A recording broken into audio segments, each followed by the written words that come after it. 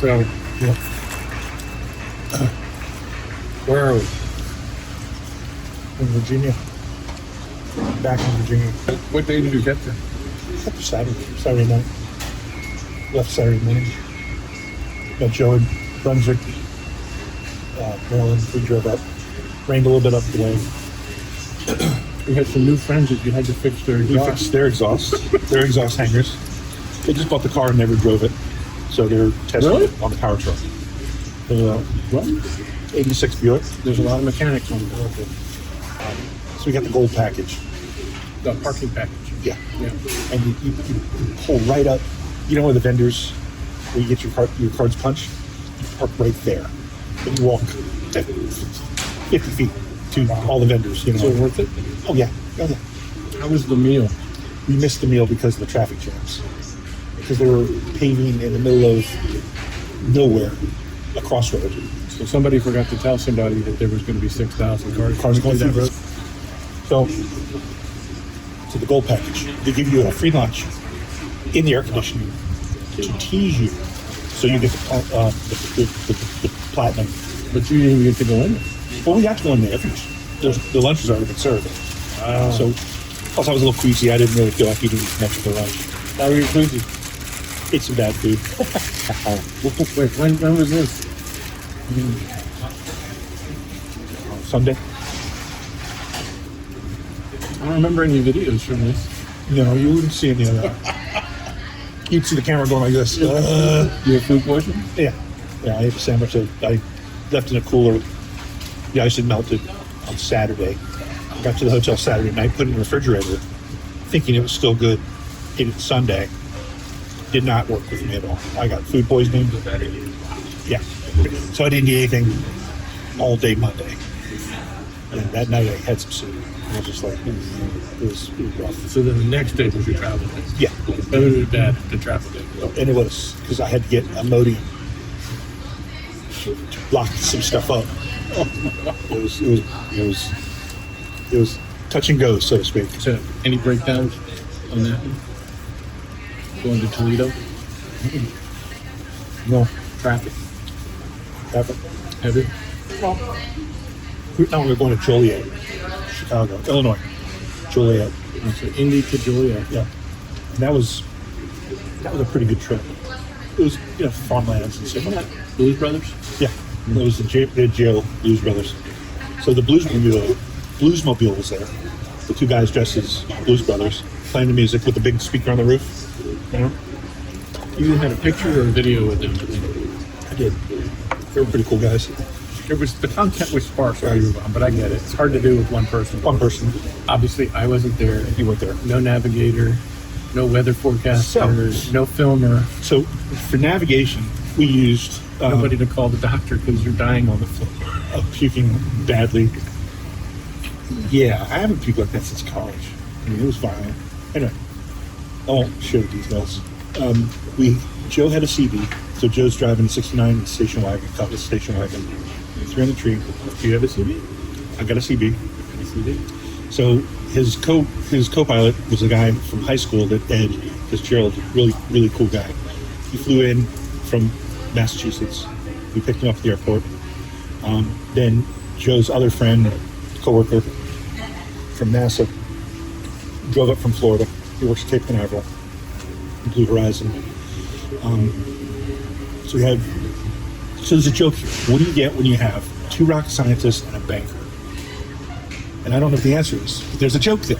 It's dangling right in front of me. I don't know what it is. Two rocket scientists and a banker. I'm telling you, there is a joke there. If you know, and send it to us, because we don't. There's a joke here, because they're both really bright guys. Not that banker isn't bright. These are guys that went with Joe? Yeah. Well, so Joe and his buddy Ed. Ed's a banker. Okay. And then Bill came from Cape Canaveral, all the way from Florida. He stopped in North Carolina and then drove all the way to Indianapolis. The 69 442. Really pretty nice. So, But that's not the guys that drove down it. It's a different group. yeah, that was a Buick. But those are the guys that had the exhaust issue. Yeah, they had the exhaust. But you said those are cool guys, right? Yeah, they were pretty nice. Mechanic guys. Yeah, the one guy, Pat ran his dad ran a shop, so he knew how to work on engines and stuff. So these aren't random guys. These are guys Joe. No, they were random guys on the road. Just two random guys. Yeah, we'd gotten gas, and we passed them on a couple times on the highway getting gas, and finally they caught up with us at a gas stop. So we started talking to them. That was their first power tour, and I said, I can make a really good suggestion for you. He's like, what's that? I said, in your first tour, when you get to the hotel, take your roll of toilet paper, because you got 6,000 cars all going to the same gas stop. You might not have any toilet paper in that bathroom, and that's not a good thing to have. It's a great opening. Opening conversation. Hi, my name's Guy. Guess what? You need toilet paper. This is our third one. Well, they stopped there fixing the exhaust when you did it. No, they were driving. And then, How did the exhaust come? so in Indiana, the roads were doing this kind of thing, and I could see his exhaust kind of moving around a little bit, his left exhaust tip, and Joe's ahead of me, and I'm like, yeah, that's kind of full. So Joe pulls up next to him and says, hey, you're about to leave here. We pulled over on the side of Indiana Turnpike, and it was like 80 miles an hour cars, whoosh, blowing by us. And Joe's like, let's go to the next exit gas station. So we did that, and we hung. We did. I videotaped it. Okay. All right, so Joliet. Yes, Joliet. It was nice because we parked close by, and then we walked around the other side of the drag strip, and it was just cars everywhere. And the guy that helped us last year, the Hop Frog guy, he was. Oh, where he paints his You car. sign his car. But he remembered you. He remembered me. He said, "Hey, guy." I'm like, "Whoa, who is this guy?" Yeah, it was nice. We saw hundreds of cars. I mean, that was a really good turnout for the cars. So where was after Joliet? Fort Wayne, Indiana, Okay. and that was really cool because it was a 4-H campground, like agricultural fairground, not campground, fairground. So they had really solid bathrooms. Yes. And I'm like, bathroom there, there's a bathroom over there, there's a bathroom over there. I can go anywhere. I can walk in because I'm still a little touch and go at that point still. So yeah, so the cars were there were fun. A lot of overcam stuff. Really low-beat kind of that kind of you can't cough about hairball and can't get it out. I'm sure those guys that spent all that money doing that. Is that a hairball? There's got a hairball. So where did it end up? Norwalk, Ohio. Norwalk. A raceway. It was a Summit Racing Norwalk Raceway. Yeah. So they were doing drags, but it was starting to rain, so we didn't get to see any drag races. Kind of didn't want to stay very long because from there we had to go to Detroit to drop off heads. So there's an engineer at Liver Noise Speed Shop. You put a video with I did. And he's testing Oldsmobile heads from all the different generations on port flow and horsepower. So he builds an engine with these heads, puts on a dyno, tests it, documents, takes it apart, puts new heads on, different heads. He's using forged crank, block is all built. Pretty much stock cams and everything to do this. And we couldn't understand why he would need. So Joe has these rare heads that seems to be. He needed that in his list of heads. So Joe's going to lend it to him, and he's going to polish them and pour them on for him. Oh, so Joe wasn't getting them work done. No, he's just letting here are the heads. Use these, and then in return they're going to polish them and pour them and give them back to Joe. That Carlisle who's in the farm. This guy, I thought Joe was getting them done. they just hand them over to lend them to surface readers like that, but to he's test just these. giving them to him Yep, for- to test the port. So I'm not sure what the port flow means, but fluid dynamic. yeah. So you're seeing how the air, where the fuel air mixture flows through. Passing for horsepower. So after that, he's going to pour it and polish it.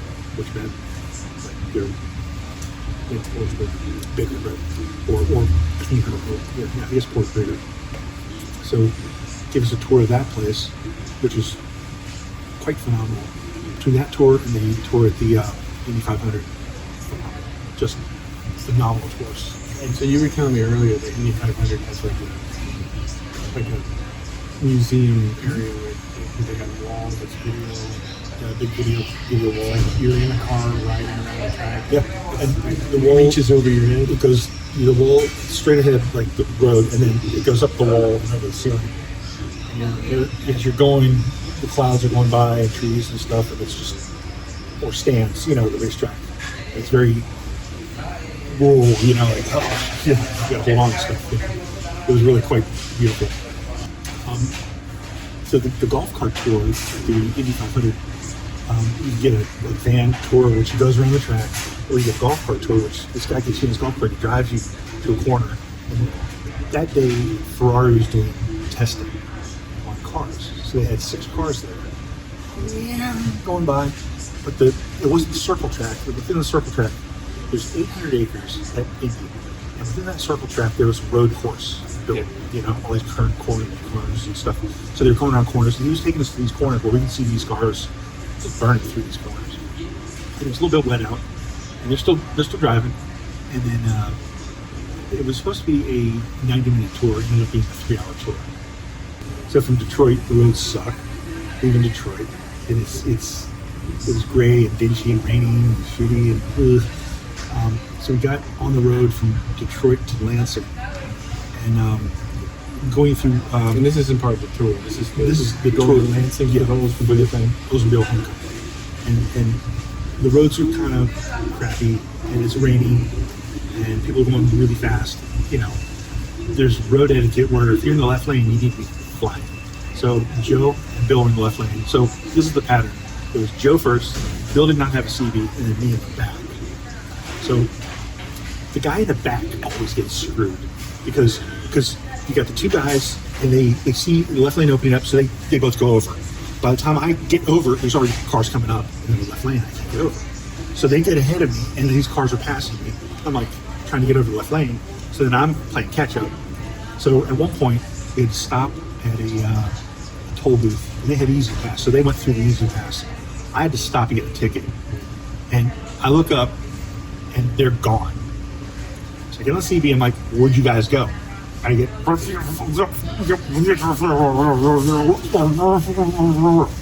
like, okay, that doesn't help. So I see my Google map, and I'm like, well, it says go to the right. So I take the road to the right. It needed me to go south, not north, so I'm going north. So I get back on the CB, I'm like, Joe, where are you guys? He's like, we're on 244 south. I'm like, okay, let me go up and turn around. So I go up a mile and turn around, come back down, and then we all get back together. This happened over and over and over, where I'm getting hosed by the third guy, No, you're getting hosed by the first 2 guys. Yes, well, at one point, Because you were the third guy. at one point we're going to, Also, in fairness, when Joe drives, he drives. yeah, he's not thinking about not following. He's just going. So at one point we're leaving Lansing, and we're going to Summit Racing in Ohio. And there's a ramp, and we're in the right lane, and there's a car between us, and then a big box truck. So I'm behind the box truck. And by the time I see them, they're already exiting our ramp, and I'm not exiting. So and they're like, just turn around. Okay, so I go up a mile, turn around. And I'm like, where are you guys? And I see Summit, but I don't see the cars. So I pull in the parking lot, and I'm like, where are you guys? Like, where are you going? Nobody's responding. I'm like, okay. So I'm here. So I go around the side, and the parking lot side, they had already gone in. I'm like, closed again. Closed once again. So we, but in Lansing, they have it's once a year, and it's Oldsmobile is made in Lansing, so that's like hometown people have all Oldsmobile. Well, they have a swap meet, and these 2 guys, Joe and Bill, looked at every table, every part, But Joe also sells parts. The car guy also, he's buying stock to have, you know. So I bought one thing. Your bezels. A gasket for the lock cylinder. You have to replace the lock cylinder. But the bezels were garbage. Your car has no lock cylinder. There's no trunk lock because when I got to Lansing, I put the key in the lock and it just turned. It didn't lock anything. And that's because the roads in Indiana and Detroit suck so bad that there's a rod that goes from the lock cylinder to the locking mechanism in the trunk. So when you turn the key, it turns the rod that turns the cylinder or the locking mechanism spring to open up.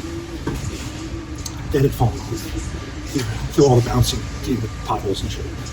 So we drilled it out because you can't get from the seat in the car into the trunk because there's a firewall with holes for cables and shit. So Joe's like, well, we have to drill it out. Well, Bill's like, well, I have a drill with those kind of drill bits, drill that kind of thing. And we made a horrendous sound. It's just, oh my God. So, got that out. Then Joe's like, now you need to learn how to unlock the trunk. Okay. Screwdriver, stick it in there, you gotta find the slit, and you turn it, and it opens up. It unlocks. So, it's not like it's just right there. It's way back. So you gotta take a screwdriver and just find that spot. And you're like, nah. So you bought the grommet that seals the lock to the trunk so you could replace the cylinder. Joe has a cylinder, and he's got to rekey the cylinder to match my key that I have for my trunk. He can do it. He can do that. He's very excited to do that. He's in France now on vacation, so He didn't go to France just to rekey it. he's going to come home and do that. But yeah, so all right. Yeah, so it was good. So what are your immediate plans for the car? Anything breaking other than the lock in the back? Lock in the back. The cylinder, the brake caliper covers. Is that what those are? I think they both popped off with the potholes. Those little pump covers, little round things. Yeah, the axle cover. I think they popped off. The gear seal. And through conversation with Joe, I told him I had this leak in the driver's door. He's like, oh, and he looked at the weather stripping on the door is bad. Drive out. So I ordered that, got that, so I can put that in today. And it's just a plug and play thing. Did not have to. Was it as hot as it's been before? Actually, it was only 70 degrees. The hottest. One good news, 86. That was the last day. It was not sunny. It was cloudy and humid. But there was low humidity, sunny, and just out of the 5 days, there's only 1 day of rain. It rained in Indianapolis on Sunday night, and then it rained Saturday. It rained Friday. It was sprinkling. It wasn't raining. It was sprinkling on Friday. So it was pretty good weather overall. Okay. Well, cool. Yeah. We're done with lunch. Yeah, man. I guess we're done with the video. Yes, sir.